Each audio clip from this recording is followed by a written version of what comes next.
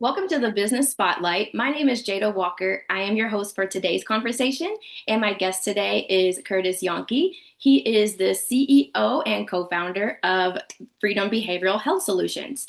We'll be talking today about his business journey to business co-ownership, challenges, best practices, and share a peek of what it's really like to build and operate a business. So, Curtis, welcome to the show and thank you for being here today. I would love for you to tell us a little bit of your background, of who you are, and then tell us a little bit about your business as well. Yeah, absolutely. Thanks for having me. Um, Curtis Yonke, co-founder, CEO of Freedom Behavioral Health Solutions. Um, we were established in January of 2024. Um, my two business partners and myself were working together before that. Um, my background, I was a college athlete. I played golf at Kansas State University, um, entrepreneurship major. So always knew that for myself, I wanted to own my own thing. I wanted to work for myself. I wanted to do the entrepreneurial thing. That's always been in my blood. My dad's a small business owner. That's just always how my mind has worked. I thought that that avenue for me was professional golf.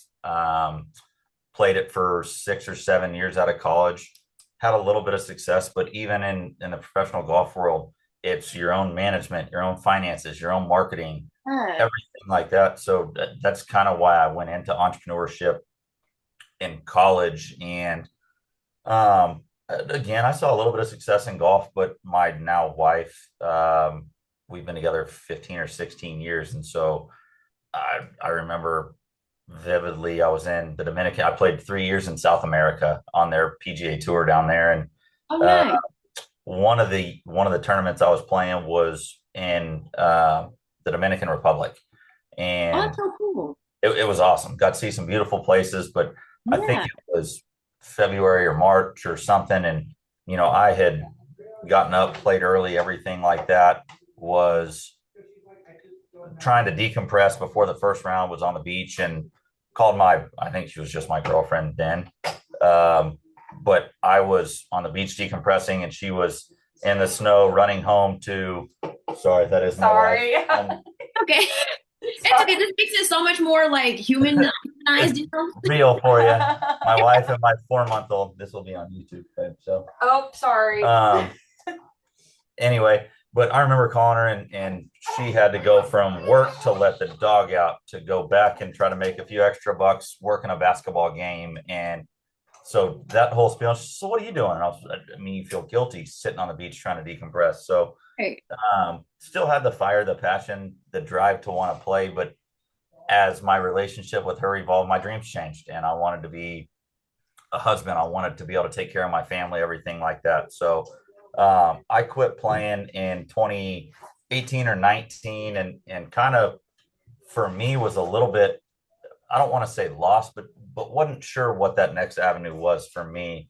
I To me, when I was playing professional golf, I had no backup plan, because if I had a backup plan, that meant I wasn't fully invested on the golf course. Right, exactly. Um, and so I poked around with some mentors of mine and everything like that. Had a had a mentor of mine that was in the financial advising business. Thought I'd be really great at that. So I spent the next few months studying, went and got my financial licenses, passed my exams, and COVID hit. Well, when COVID hit, you couldn't get in front of anybody. Nobody knew what the markets were going to do. They weren't going to trust somebody that was just entering the business. So kind of hit a standstill there. Um, got recruited over to the insurance industry for a year or two. Was building a nice business there, kind of the way that I wanted to do it, with relationships, through getting to kind of take some business owners and executives out to play golf and do it that way, and was doing well. And I got a call from a gentleman that was asking me to help run a company, and I took a leap of faith into mental health, knowing that I knew a lot about business, didn't know a lot about mental health. And it was a leap of faith I was willing to take, because it was gonna be my first taste of ownership, of having a little piece of a company. Yeah. And unfortunately, that didn't work out. But it introduced me to my two business partners now. So what I thought was going to be a small piece of a growing organization turned into me getting to have a much larger piece of my own. So kind of weird blessing in disguise. Um, kind of we hit some hurdles and you know got into having a few arguments at the top of kind of how to approach things, and it turned into why don't we do it ourselves. And so my business partner, Dr. David Wickman, is my chief medical officer. My CFO is Monty Dibbin. Those are my two business partners, and we opened our doors January of 2024. And fast forward to now, we now have 7 locations in 3 states. So been a whirlwind. Wouldn't trade it for the world, but it's been busy to say the least. But truly love coming to work every day. Don't get to turn it off very much, but that's part of owning a business. I like that. And especially because like you met them at the other company. So then it's like you guys were like, yeah, like we're gonna just change it and like make our own thing. Like that's so cool. That is so cool. Blessings work out in really weird ways sometimes. And what I thought was something that was not going to work out at all. And I relocated my family for this opportunity, everything like that. And when it fell apart, luckily I had 2 business partners that wanted to include me, and we wanted to build the pieces back up together. So yeah, if you would have told me 4 or 5 years ago that I was going to be a CEO in the mental health world, I would have called you crazy. But wouldn't trade it for the world. Yeah, and I'm like literally, like you said, it's a blessing in disguise. That is so crazy. Because it's like literally you think you're gonna be playing golf for the rest of your life. And it's so funny. I used to work at a golf course and like they would turn on the PGA tour at the golf course and I'd be like, y'all don't want to go home and watch this? Like you just played about 9 holes. Yep. I'm like, you know what? I get it now though. Now that I'm getting older, I'm like, I totally get it. That's y'all's little space, whatever. That's my me time. Yes. So to set the stage for our viewers and listeners, could you tell us a little bit about your role as like the role that you play being the CEO and also I guess like co-founder and how you got to be the CEO instead of the CFO or anything like your other co-founders? One of the cool things about my 2 business partners and myself is we all have our own niches of where we excel. And it's not about who can do this or why we're doing that. We all know where we work really, really well, and we stay in our lanes. So I was kind of the business mind, the high level thinking, the overall direction. Obviously, my chief medical officer, the medical background, what we were going to do to, our mission statement is lowering barriers to care and enhancing the patient experience. So what we were going to do that, trying to bring modern modalities into mental health care.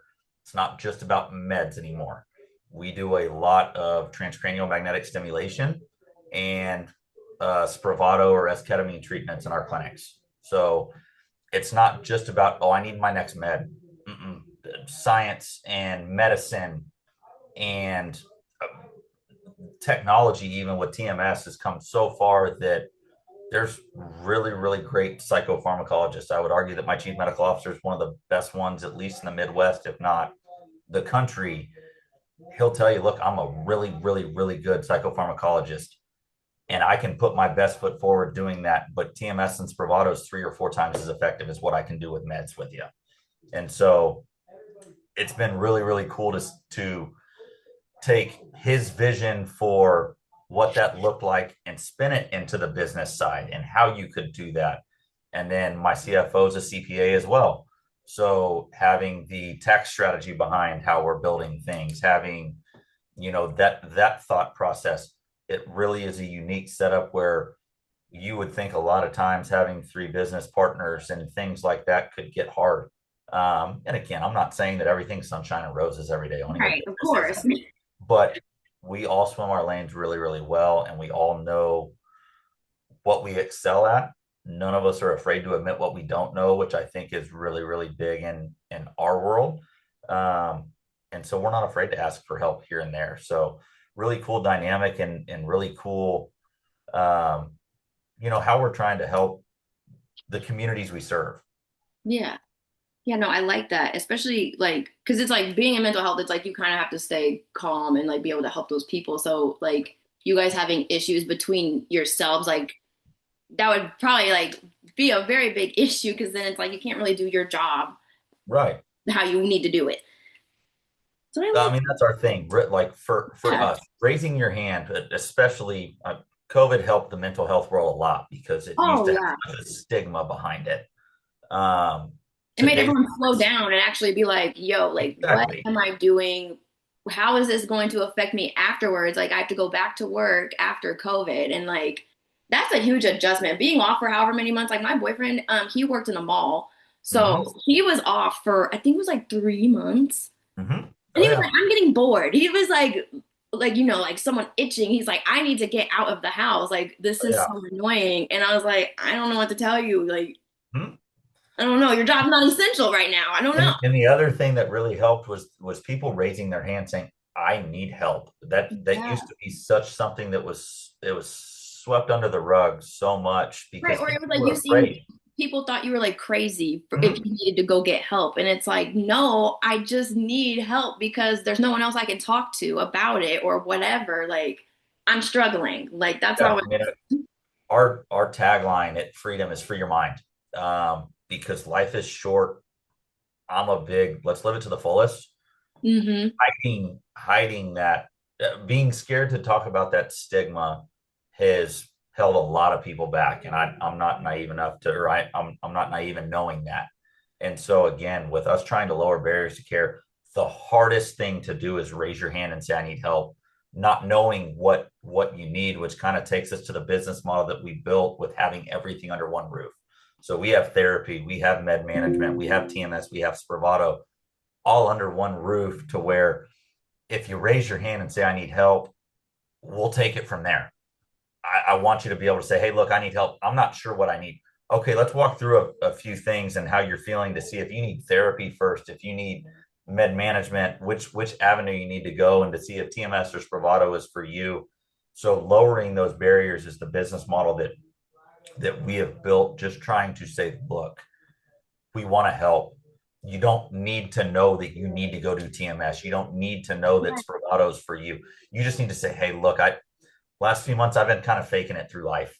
So I'm ready to live it again. So that's where we try to come in. I love that because I'm like, it's not even like you have to have like some type of mental breakdown, like because I feel like that's what a lot of people think. Like I need to have a mental breakdown to go ask for help or whatever. But it was like that, like because I feel like I've kind of been going through it the past couple months. I had two deaths in the family. My dog died. Like I'm just like everything is just happening in life, and I feel like I haven't even had the time to sit down and actually like just grieve and just go through the things that I need to Oh go yeah. through. Like I haven't even been able to go home to get my dad's stuff. Like I'm just like Mm-hmm. it's so crazy. But yeah, life happens. So if you need help, reach out to somebody, people. If Absolutely. you're listening. So before we get to the nitty gritty of the business itself, let's actually look into your background and what led you here. So you kind of talked about it a little bit. You were in golf. You went to college, and you, like you said, you thought you were gonna be in golf for the rest of your life. So as you look back on your journey so far, what was the most memorable roadblock or hurdle that you were challenged with and you were forced to overcome? Um, Starting a business is hard. So I've always been a little bit more of a risk taker with my entrepreneurial background. I always knew where I wanted to go with my life, or how I wanted. I had a vision of kind of the life that I wanted to live through. I am a big believer in put yourself in a room of people that you probably don't deserve to be with yet, and meaning your mentors and things like that. See how they live and then ask questions. And so I felt like I did golf gave me the avenue to be able to do that with a lot of mentors, with a lot of the cool thing about golf is when you're good at golf, a lot of people want to play with you. So they Yeah. want to play around the golf with you. So in business, I knew that I couldn't, even back in my days before mental health, when I was selling insurance, I couldn't walk into a CEO's office and say, hey, can I have some time? I could get a decent amount of them on the golf course. And then over the course of a round of golf, you're not forcing a conversation organically. Right. It's business is going to come up.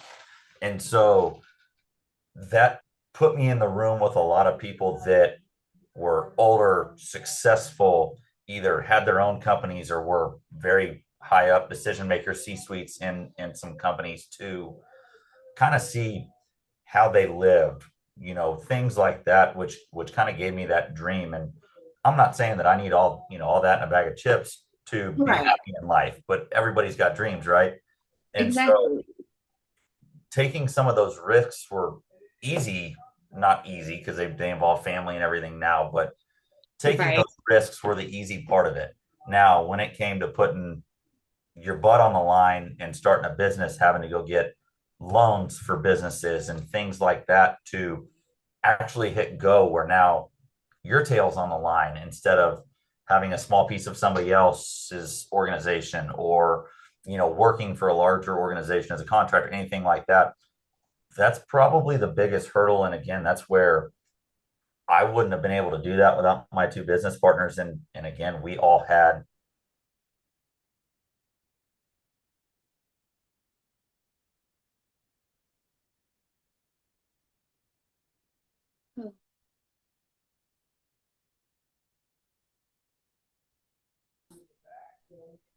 Okay, sorry. It was like it was right when you started talking about your business partners, it was like stopped and I was like, "Oh, wait." You're fine. So that's where for me taking that leap, having to go secure funding and everything like that to actually dive in to a an industry that I hadn't been in for very long. Yeah. So that, again, that's where I will tell you my I couldn't have done it myself. I'm not a doc. I don't have that degree. I don't have. Right. This is my first industry where I was always put my head down, go to work. But if somebody else didn't do their job, I could pick up slack. I Right. can't do that in this industry. I can't.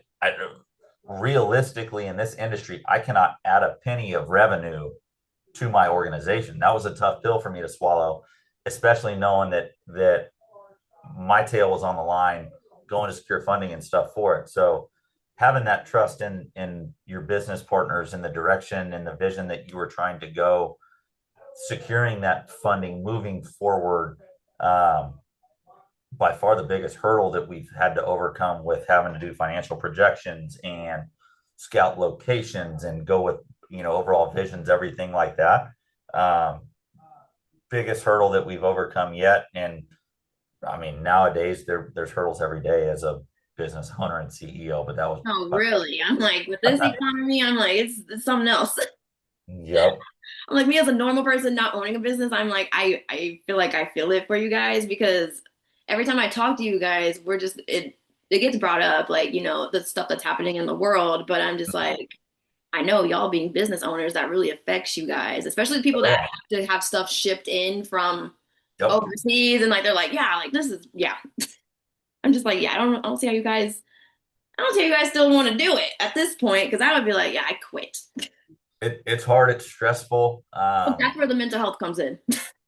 Seriously, watching patients get better, seeing the difference between the first time they walk into a clinic to after they go through TMS treatment, Yeah. where our techs have stories about, look, the first time they came in for their first treatment, head down, not a word. Within a couple weeks, they walk in and smile at you. By the Oh, end of treatment, which TMS is 6 weeks of treatment, by the end of treatment, they're starting the conversation with you. They're excited to be there. They feel so much better. that's That's why cool. it's worth it.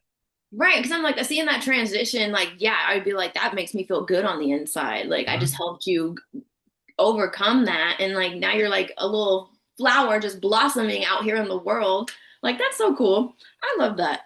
So let's I mean, a small piece of data for you with TMS in itself. TMS, our internal numbers, over 71% of our patients at Freedom BHS that completed TMS treatment had a greater Mhm. than 50% reduction in their depression symptoms. So Wow. that's that's literally it. Again, it goes from head down, not wanting to talk to anybody, to being excited to go out and communicate and see the world and things like Yeah. that. So I mean, Same thing with Spravato. Spravato has the indication for suicidal ideation. So it does, our Spravato program does a great job at kind of turning off that really chronic negative thinking. So those Mm. people that just they can't get out of bed, why is it always like this? Why, why am I here? This, that, and the other. Spravato will turn that off usually by the end of dose two, which is about a week or two. So So what is Spravato? Because I'm like I keep hearing it, but I'm like I don't know exactly what that is. Is it like some type of like pill or a shot, like or? So Spravato's intranasal ketamine. So it's self-administered. You have to be monitored in our clinic for 2 hours and 15 minutes, Oh but you wow. come in, you self-administer, you hang out in a recliner. We monitor you every 15 minutes, take some vitals, make sure, everything goes as should. But it follows the national REMS protocol. So they aren't our rules. We're following the national rules for doing intranasal ketamine. And you literally come in, hang out 2 hours. You have to have a ride home because you're under the influence. Right, right. But that's where it's really, really cool. It's you start for the first 4 weeks, it's twice a week. The next 4 weeks, you do it once a week. A lot of the time after that, we start trying to have the conversation of like, look, you're doing great. Why don't we look at every other week? And a lot of patients are like, oh, hell no, this is the best I've felt in a long time. They're like I don't want to stop feeling like this. Right. And so that's fine. Well, let's keep doing it once a week. We're still going to have that conversation with you about, moving it to every other week and things like that. But no, Spravato's great. TMS is great as well. It's depending upon how you look at it, it's a little more time intensive. It's Mhm. daily treatment for 6 weeks. So 5 days a week, 6 weeks. Treatment's only 19 minutes. So when you're talking about looking at time in the clinic per week, TMS is actually less. However, Right, you're doing it daily. So right. the upside of TMS, you have no cognitive side effect, no anything. It's literally using high powered magnets to stimulate the brain is what TMS is. And so with TMS, you drive yourself to and from work. You can go right back to work. You can drive a car. You can go do whatever you Nice. want after treatment. TMS is one of the top preferred treatments for pregnant lactating mothers. There's no systemic effect below the shoulder.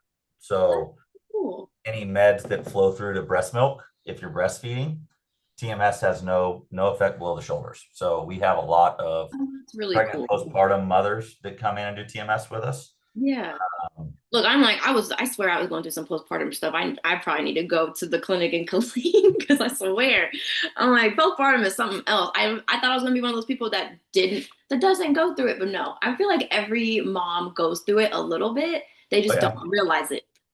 my wife with it, it's crazy. I've learned so much about mental health, the brain, everything like that. With our first child, my wife was pretty great after, I mean, Yeah. obviously had hormone changes, all of that. Right. Postpartum hit her like a brick wall with our second kid. And she did she'll tell you TMS changed her life. She did great through TMS. So it And now really I'm like, I think I her. need to hit the clinic because I'm it, I'm like it 2 years out, about to be 3 in November, but I'm like, this girl, I swear she drives me nuts. Like, and I feel like I'm like going crazy. oh yeah. But so anyway, TMS, they're both really, really great avenues to help treat treatment resistant depression. They both have their niches. Like I said, Spravato is really, really good with some of the chronic negative thinking, the suicidal ideation. The Mm, TMS, we use Brainsway TMS machines, which is a unique, it's a patented TMS where it's called deep TMS. It's a little deeper, a little broader than most TMS machines. All TMS machines are not the same. mm, So the machine that we use, it stimulates a little bit deeper, a little bit broader, but because of the broadness that it treats PTSD really, really well. So again, we haven't gotten into it about the clinics. We have 7 clinics now in 3 states, but we do a lot with military members and their families because I have a lot of TMS friends who are in the military or about to get out of the military. and TMS does really, really well with the military, with especially your active duties because you're not on Mhm. non-deployable meds and things like that. But even for family members and everything like that. So again, we're right outside Fort Hood, well, Fort Cavazos in Killeen. Joint Base San Antonio and San Antonio. We're right outside the gates of Fort Bliss in El Paso. Fort Riley's probably 15 minutes from us here in Manhattan. We're in Eagle River, Alaska, where Joint Base Embledorf Richardson is. We're in Fairbanks, where Fort Wainwright is. So, and then the acquisition that we had in Kansas City is it's going to stay. It's called responsive centers. It's going to stay as responsive centers just because it's got about 40 years of branding behind it. But again, we do the same type of things there. It just doesn't have the military presence that kind of the freedom side does. And that's just been a soapbox of my chief medical officer of trying to help military members and their families. Being in the military is hard enough. Oh Finding yeah. mental health care should not be one of the stressors in military Like life. I was just talking about this with my mom, how like they say that most of like the veterans will come back and like there's basically like no help for them. And I'm like, this would be perfect. Like you need a whole little billboard everywhere, especially in Washington, D.C., so that the president sees it. Like yeah, So they need you. my chief, a little bit of background because of the soapbox, because that's kind of how we're strategically located is around military bases. But my chief Yeah, medical officer had been serving very Fort smart. Bliss since he started in psychiatry, and then he moved from the chief of staff of the hospital or the chief of psychiatry of the hospital here in Manhattan to the chief of the VA in Topeka, and so that's where he got his. He had been serving the TRICARE population in Manhattan, obviously, but then with being the chief of psychiatry of the VA, really got into seeing the hurdles of veterans and military members, even their families. And so he actually at the VA had two TMS pilots trying to get TMS going with VA patients. They wanted him to set up Spravato, and then they kind of hit full stop on all of that. And so they Wow. didn't allow him to pursue that. And so that's where he got tired of kind of banging his head against the wall, trying to get some of these Right. really modern, modern modalities, really efficacious treatments. I don't want to say superior to meds because meds have their place as well, Right, but right, of modern course. modalities that have very, very good outcomes. So that's where he kind of came back into the private world. I met him at the previous organization, brilliant mind, and we connected on how we wanted to approach care. And so, yeah, that's where TMS and Spravato came from for us is his vision of, look, it's hard enough to be in the military. It's hard enough to be married to the military. He's got multiple stories of seeing somebody here in Manhattan and getting them doing phenomenal, whether it be through medication, TMS, Spravato, whatever it was. And then they PCS somewhere else, and we get a phone call, and it's 6 to 9 months before they can even be seen for care. PCSing is hard. You don't having that stressor added to your life. If I can't see somebody about my mental health, so we Hmm. have a soft spot for all of our military members and their families. I love that. So, how would you say your competitors compare to you, or do you guys even have any competitors? Because I feel like this is the first time I've ever heard of like all of these different services in one like clinic type of thing. There's starting to be some competitors. I would say how we set ourselves apart is our approach to it. We just want to be a community resource. I don't want to come in and tell you that all of your patients need TMS or all of your patients need Spravato or anything like that.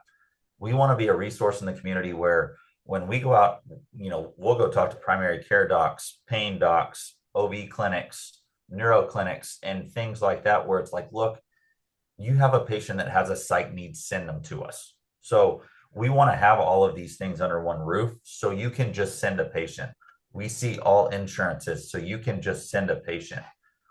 Being that true community partner makes it a lot easier for our community partners to not have to sit there and say, okay, let's see. I have this patient. They have this insurance. I can see them here, here, here.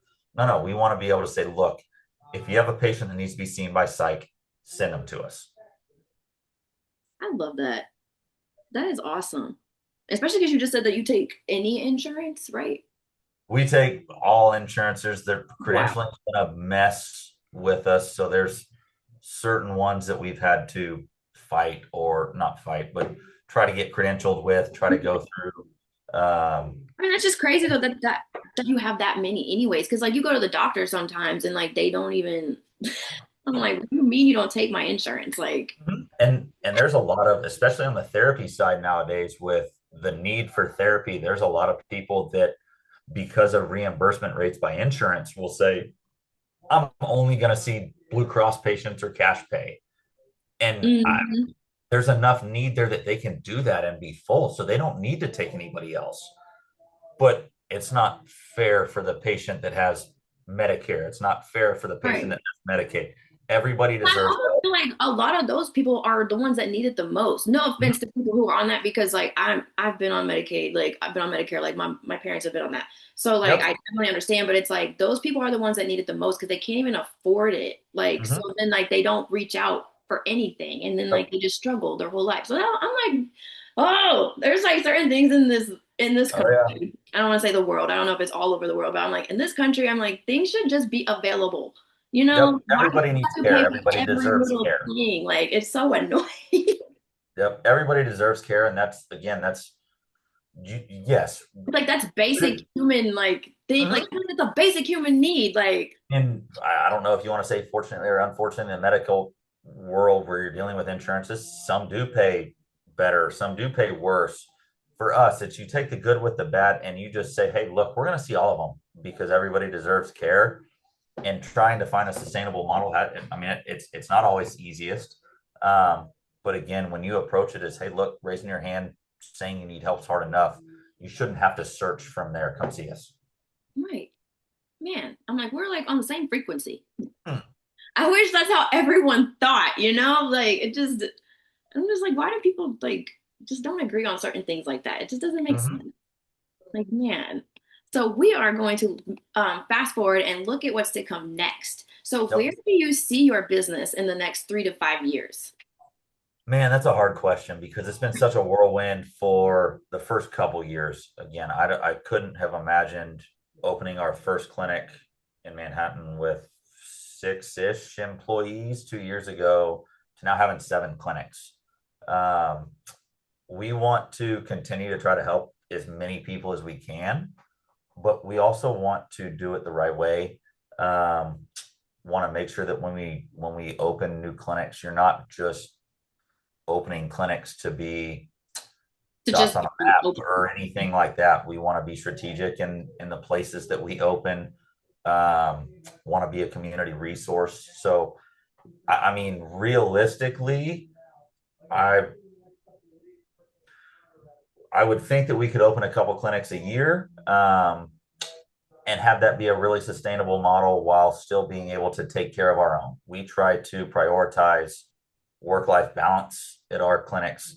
Being a mental health care provider is very, very hard. Yeah. Everybody in life has their own problems that they deal with. So to have your job be helping others with theirs is hard. Doing that Yeah.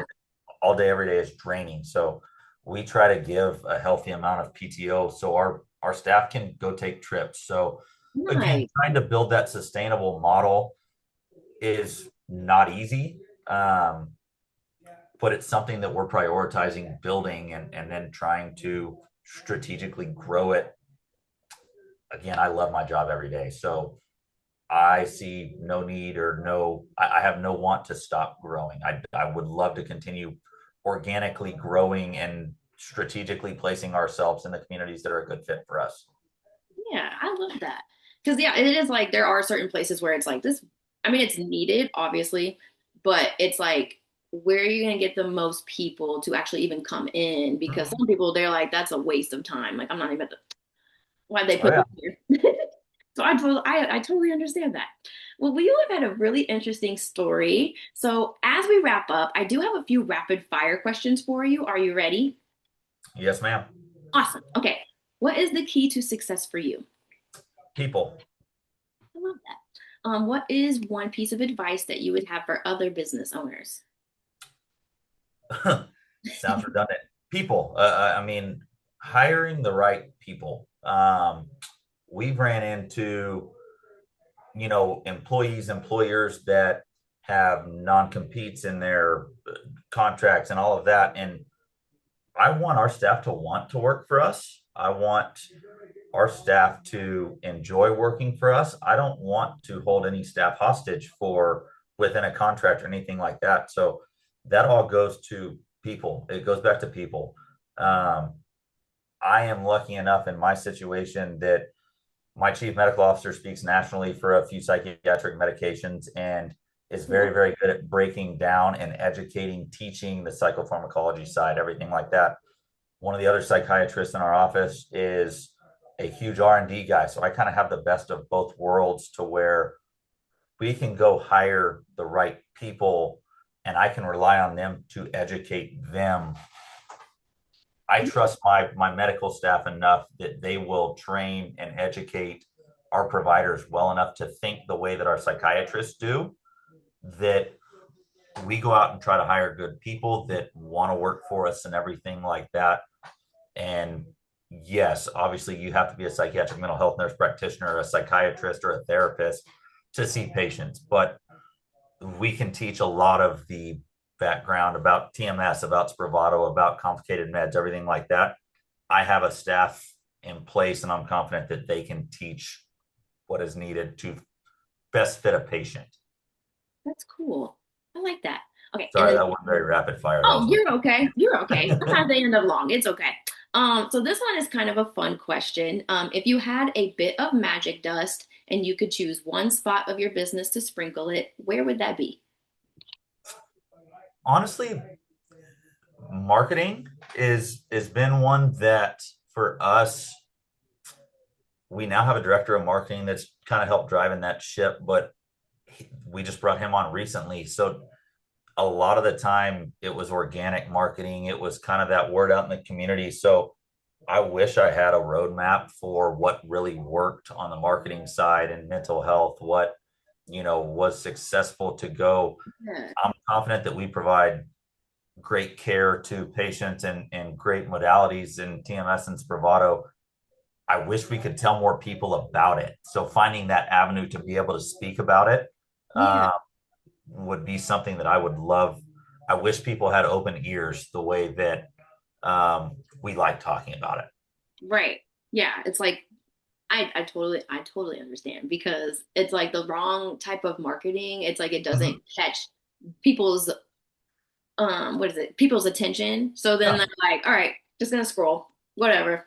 Like, don't need this. So I wish we could shout from the rooftops about TMS and Spravato because of the outcomes, it's because of really what we've I was seen. like, that's crazy. Like, Mhm. I would And definitely come in. so, yeah, finding that avenue where people, because people do look for care all the time, and Yeah. TMS and Spravato, it's out there. It's becoming more common, but it's still not readily available everywhere. Right. And we're like, y'all need to go into his one of his clinics Mhm. if you want some good care. We'd love to help. Yeah. So before we get to the final question of the day, I think I my daughter is coming in the back. Sorry if you hear that. You're Um, fine. before You've we get already to met the my wife final, and daughter, so right, I'm one like, of them, I guess. the kids are just a part of this podcast today. There you go. So if you could, would you please share with our audience how they can follow you, learn more, and contact you? Yeah. So www.freedombhs.com is our website.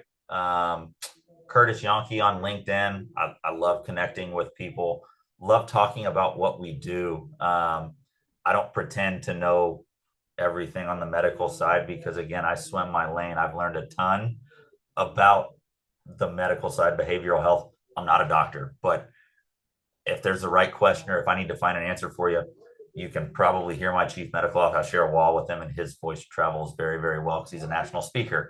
So he loves to jump on calls. He loves to educate. Like I said, I'm very fortunate to have learned as much as I have because he can put it in layman's terms where I can understand it. Yeah. It's like that's always the best when someone can break it down for you, like because you don't understand it. And I'm like, yeah, dumb it down a little bit so that I can actually understand what you're saying. Because patients don't know. Again, I reference this back to a primary care doctor. If you're sick and you go to the doctor, I'm not going to the doctor saying I need this, this, or this. I'm going to the doctor saying, get me better.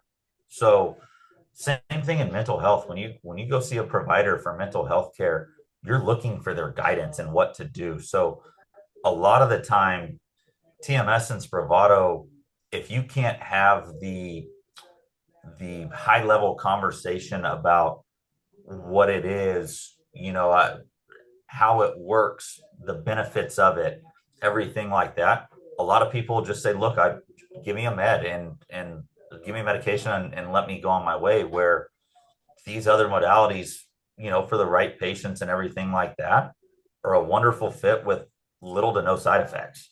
Yeah, love that. So, as we come to the final question of the day, it is what is most inspiring to you today? Multifaceted question for me. It kind of goes back to my family inspires me daily. Seeing people get better inspires me daily. It makes everything worth it. So, you and I talked about how hard business ownership can be, the hurdles you have, employee management, never being able to turn it off, everything like that. Um, my wife and three little girls that they run to you to give you a hug when you walk through the door, to be able to bust your tail to try to give them a life that my wife and kids deserve, for sitting by my side, everything like that, to watch a patient that comes in with their head down. One of the first Spravato patients that we had here in Manhattan, their second treatment that they came in for, and I'm stealing this story from Dr. Whitman because it was one of his patients, but he was crying. And so he was walking through clinic and stopped and said, hey, are you okay? And he said, they're gone. And he said, what do you mean they're gone? What, his suicidal ideations were gone.